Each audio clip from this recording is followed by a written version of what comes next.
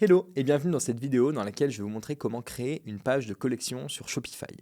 Une page de collection, ou autrement appelée page catégorie, ça dépend le type de CMS ou site qu'on utilise, ça dépend même la région d'où on vient peut-être.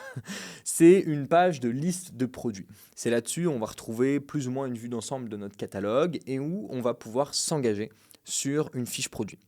Pas mal de boutiques e-commerce dirigent directement leur trafic vers leur page de collection parce que c'est des pages qui vont lister simplement toutes les variantes de leurs produits. Ça dépend si vous avez fait le choix aujourd'hui de rassembler vos variantes sur une seule et unique fiche produit ou de les éclater sur vos collections. Je vais prendre une boutique au pif, je sais pas, le slip français. Hop. Je vais mettre dans nouveautés. Et à chaque fois, quand je vais passer par nouveauté, je vais passer par une page de collection. Donc là, j'ai bien une liste de produits avec mon nombre de produits, un moyen de filtrer, trier, une bannière que je vais avoir ici, etc. etc. Donc, on va créer ce genre de page de collection sur notre site. Et puis, je vais vous montrer comment ça marche. Let's go. Donc, pour créer une page de collection, vous devez d'abord aller dans Produits sur Shopify. Ensuite, vous allez avoir un petit menu qui va s'ouvrir. Je vais le zoomer un petit peu et puis je vais cliquer sur collection. Je vais créer la collection de mon choix. OK, donc je vais l'appeler collection de mon choix. Et là, pareil que sur un produit par exemple ou même une page, dès que je vais écrire le titre de ma collection, eh bien il va me générer une nouvelle URL pour y accéder. C'est-à-dire que quand je crée une collection de cette manière sur Shopify, une page est automatiquement générée pour ma collection. Vous allez pouvoir retoucher le titre SEO et la description. Donc ça, c'est ce que vont voir les utilisateurs sur les réseaux de recherche si votre collection remonte. Après, pour qu'elle remonte, c'est un autre débat. Il va falloir faire et optimiser votre site pour le SEO. Pour l'instant, on est juste en train de créer notre page de collection. Vous allez pouvoir lui ajouter une description, une image qui est propre. Vous allez pouvoir également la remplir automatiquement en fonction d'une balise produit par exemple ou d'autres conditions, un poids, un stock, un titre de produit qui contient telle ou telle fonction. Là, je vais choisir simplement de la remplir manuellement et je vais enregistrer.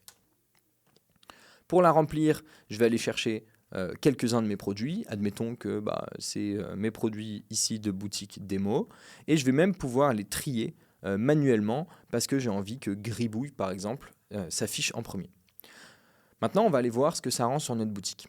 Volontairement, je n'ai pas rentré de description et je n'ai pas ajouté d'image parce que je vais structurer ma page de collection grâce à des sections. C'est ce qui se fait de mieux maintenant au fur et à mesure que le e-commerce a évolué, on va dire.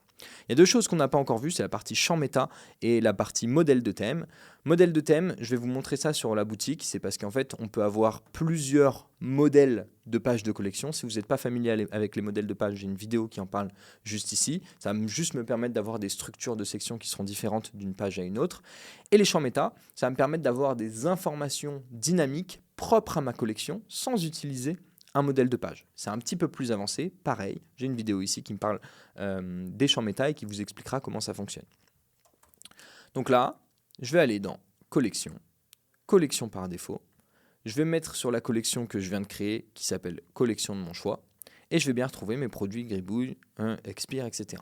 Là, voir nos packs, c'est simplement une fonctionnalité supplémentaire que j'ai sur le thème full stack, donc je vais la cacher. C'est simplement une carte en plus. Hop, je vais la mettre ici. Ok. J'ai toujours un système de tri. Ici, j'ai un texte enrichi qui a été ajouté. Et là, j'ai mes réassurances qui sont présentes sur tous les produits de mon site. Si je retourne sur le slip français, qu'est-ce qui nous manque? Il nous manquerait peut-être une bannière. Ici, je peux l'ajouter directement avec ma section bannière. OK. Hop. Et ici, je pourrais ajouter mon image, tout ce que je veux. J'aurai ma liste de produits et mes réassurances qui arrivent. Voilà. Pas grand-chose de différent par rapport au slip français. On voit qu'eux aussi utilisent des cartes de collection, comme je viens d'en cacher une. En plus, ça me permettrait d'avoir 4 éléments sur mon site et de diriger mon utilisateur techniquement vers les packs, là où ici, je listerai potentiellement que des produits seuls. Maintenant, attention, parce que du coup, là, je viens de faire les changements sur ma page collection par défaut. aujourd'hui, j'ai seulement le modèle de collection par défaut qui est attribué à mon site, et donc mes 6 pages de collection qui étaient attribuées au modèle par défaut viennent d'être modifiées. Donc il faut faire super attention, je ne vais pas enregistrer histoire de ne pas saboter ma structure actuelle, mais donc ne soyez pas étonnés si en changeant votre collection par défaut, eh bien l'autre collection, parce que la collection SEO par exemple, change aussi. Voilà, faites juste gaffe à ça. Maintenant, vous savez créer une collection sur Shopify. Vous savez que ça génère directement une page qui va être référencée sur votre site. Vous savez également la modifier à l'intérieur de votre thème Shopify pour y ajouter d'autres sections ou d'autres fonctionnalités à l'intérieur de votre grille de produits qui dispose de pas mal de paramètres. J'espère que cette vidéo était claire et je vous revois dans une prochaine. À bientôt.